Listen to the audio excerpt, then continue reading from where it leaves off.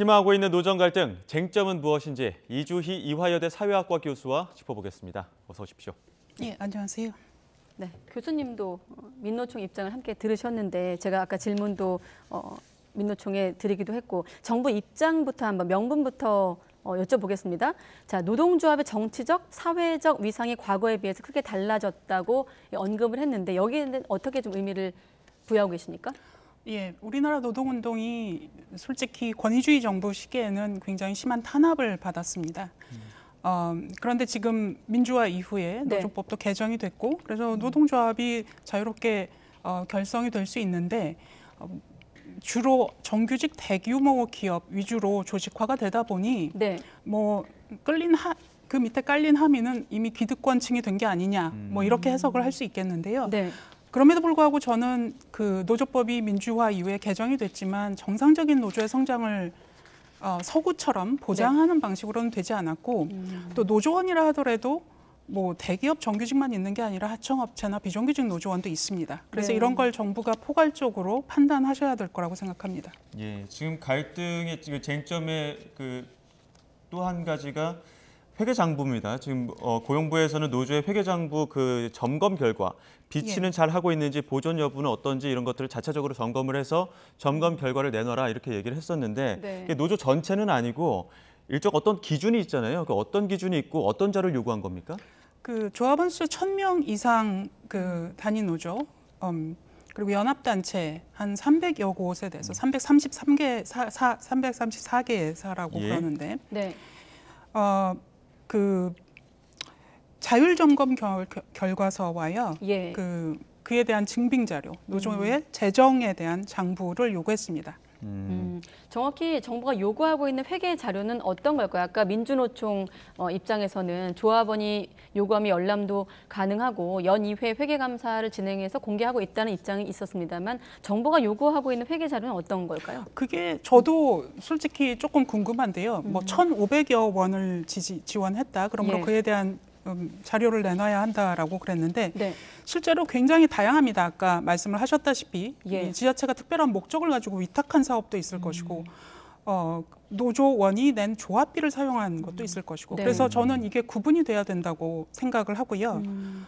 정부가 위탁한 것에 대해서는 당연히 회계 자료를 제출해야 될 것이지만 조합원이 조합비로 낸 것에 대해서는 지금 노조 쪽 의견이 좀 합당해 보이거든요.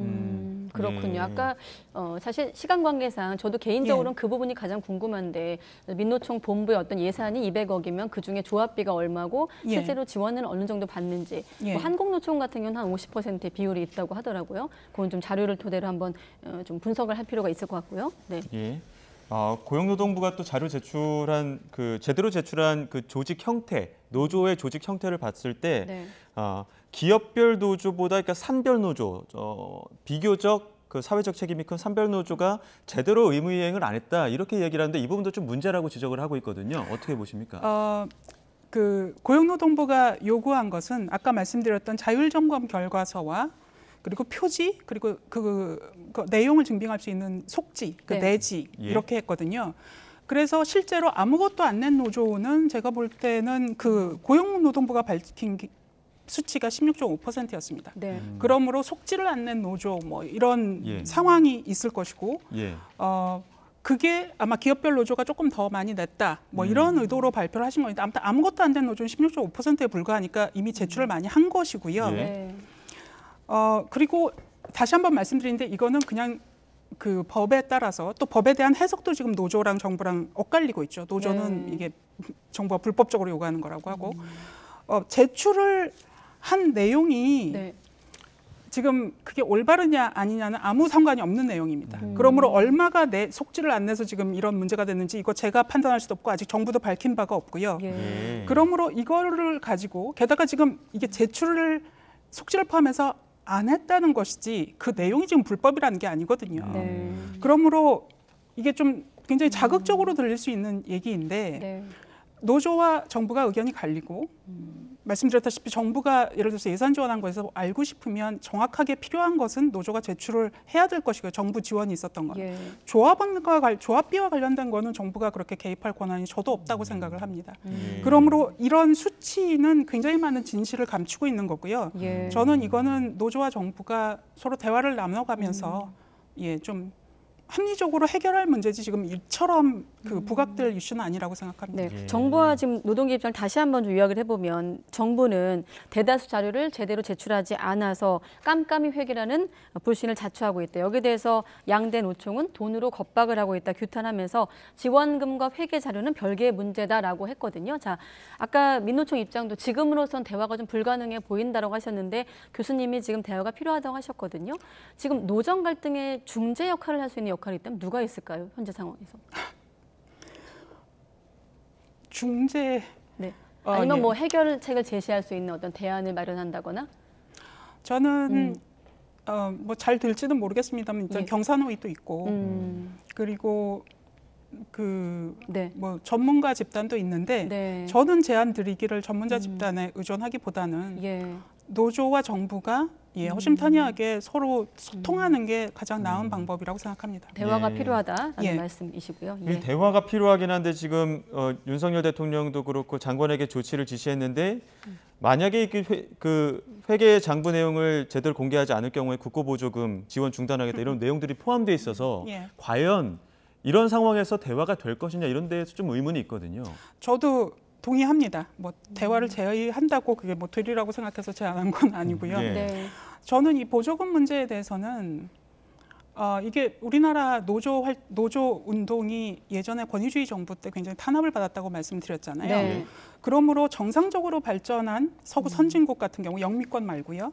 그런 경우에는 이제 노조의 재정이 이제 좀 자유롭게 그 자신들이 모으고 자신들이 쓰는데 저는 이 보조금은 그 우리나라 노조가 발전되어 올 때 그 정부의 개입으로 인해서 탄압받았던 과거의 사례에 비추어 네. 지급되어도 마땅하다고 생각을 하고요. 이 문제랑 연결시키는 거는 좀 옳지 않다고 여겨지고 네. 그럼에도 불구하고 저는 장기적으로는 오히려 이번 사태가 그 노조의 독립성 왜냐하면 보조금이라는 건 양날의 칼이 될 수도 있기 때문에 이거는 노조에서도 이번 일을 기화로 조금 한번 미래에 어떻게 되는 게 좋을까 한번 고민해봐도 좋겠다고 생각합니다. 회계 감사 외부 어떤 회계 감사 여부는 좀 별도로 재정 지원에 대한 좀 고민을 좀 해봐야 된다. 이런 장기적으로 이런 기회를 삼아서 발판으로. 그리고 또 하나는 그 무슨 세액공제까지 이제 포기하겠다. 정부가 그랬었죠.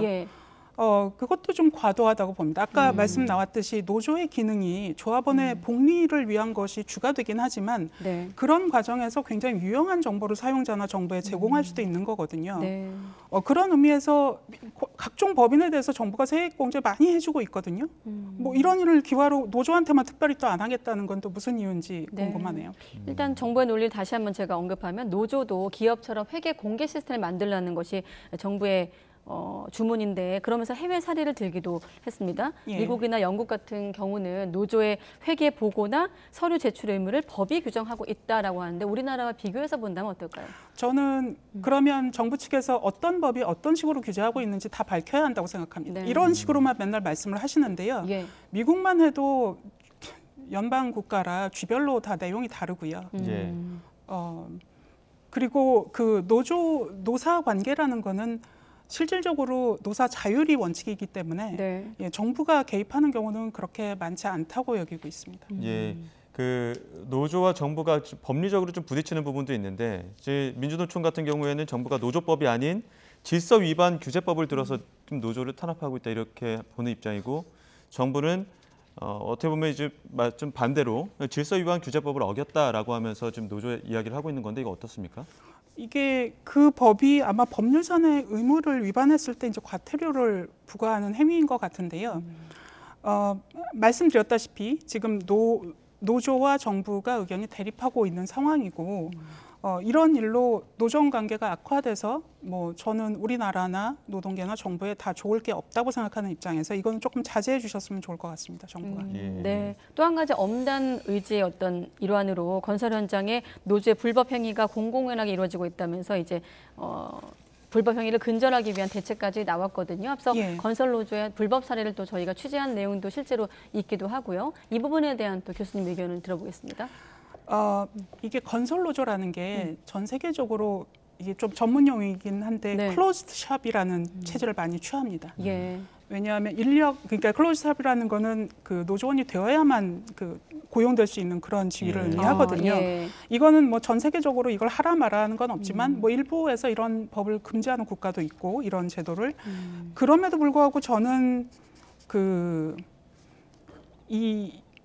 이것도 우리가 좀 냉철하게 좀 고민을 해봐야 될 것 같아요. 네. 그러니까 바로 그런 이유 때문에 이 채용 강요인지 아까 말씀드렸죠. 클로즈샵 같은 데는 예. 그래서 채용 강요인지 또 원래비는 진짜 이게 뭔지 왜냐하면 채용이 되면 또 임금을 받아야 되는데 이게 또 임금 성격이라고 또 주장하는 노조도 있고 네. 그리고 저는 이 문제에 대해서 정부에 대해서 좀 의문을 제기하고 싶은 게 바로 이런 문제가 있기 때문에 외국인 노동자 불법 채용 처벌을 완화하겠다. 이것도 대안에 나와 있거든요. 이건 사용자가 요구한 것이고 그러면 일자리가 없어지지 않겠습니까? 좋은 일자리가 건설 현장에서 그리고 네. 좋은 일자리가 있어야 그 건설 인력들이 그 기술을 연마해서 네. 제대로 된 임금을 받고 우리나라 그 합법적인 노동자를 고용하고 일자리를 늘려나갈 수 있기 때문에 이 부분도 조금 쿨다운해서 정부가 좀 다시 생각해 주셨으면 좋겠다고 생각합니다. 오늘 노동계가 주목하는 이슈 주요 법안도 하나 더 있어서 이 부분도 한번 이야기 나눠보겠습니다.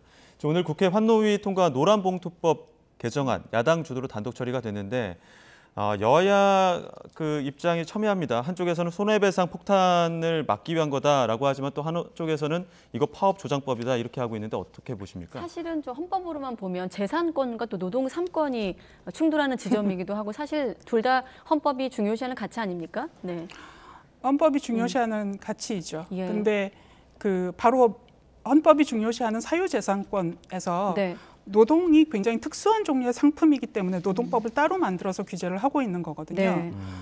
그러므로 단체 교섭의 주체가 사용자가 돼야 직접적인 근로 관계를 맺고 있는 그 사용자가 되어야 한다는 게 지금 우리 노동법이 규제하거나 그 네. 대법원에서 판례로 그렇게 얘기하고 있는 건데 실제로 법은 저는 현실을 반영해서 바뀌어야 한다고 생각합니다.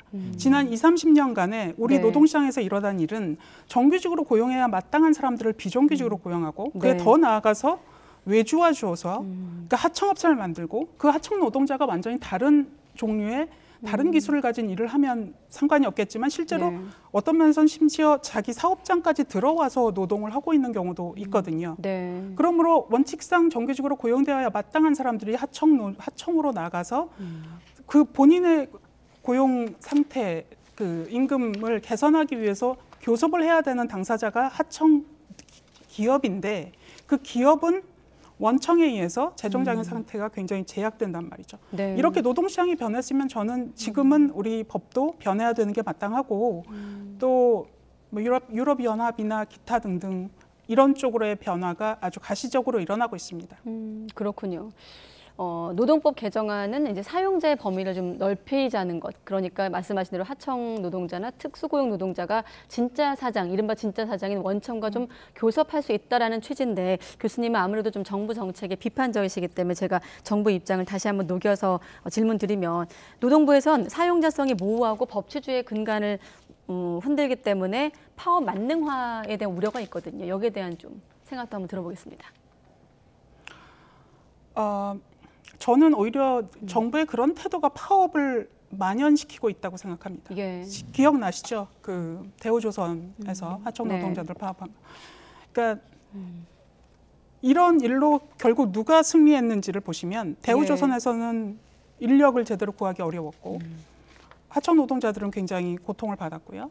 예, 그런 면에서 저는 정부가 생각을 바꾸는 게 이 일의 좀 원활한 해결을 위해서 더 바람직하다고 생각합니다. 예. 오늘 또 눈에 띄는 이슈 하나 더 있어서 이 부분 마지막으로 짚어보겠습니다. MG 노조 출범 예. 여기에 대해서 어떤 생각하고 계십니까? 실제로 그 노동시장이 변화하면서 그 노조 조직 형태가 다양화되는 것은 너무 자연스러운 현상입니다. 그런데 제가 이제 그래서 뭐 다른 나라에서도 일어났던 일이고요, 선진국에서도. 그럼에도 불구하고 저는 이게 세대별 노동조합이라는 거에 대해서는 조금 좀 고민이 됩니다. 네. 왜냐하면 뭐 연령이라는 게 노동의 조건은 아니거든요. 지금 불가피하게 일부분 그런 면이 있어서 이런 운동이 되는데 저는 차라리 MZ세대라고 하지 말고 그 노동조합이 추구하는 바나 원하는 목표 같은 것들을 조금 더 녹여내셔서 다른 국가처럼 산업이나 업종이나 그런 쪽으로 조직화되는 게 바람직하다고 생각합니다. 네, 알겠습니다. 오늘은 여기까지 듣겠습니다. 이조희 이화여대 사회학과 교수님과 함께했습니다. 교수님 고맙습니다. 예, 감사합니다.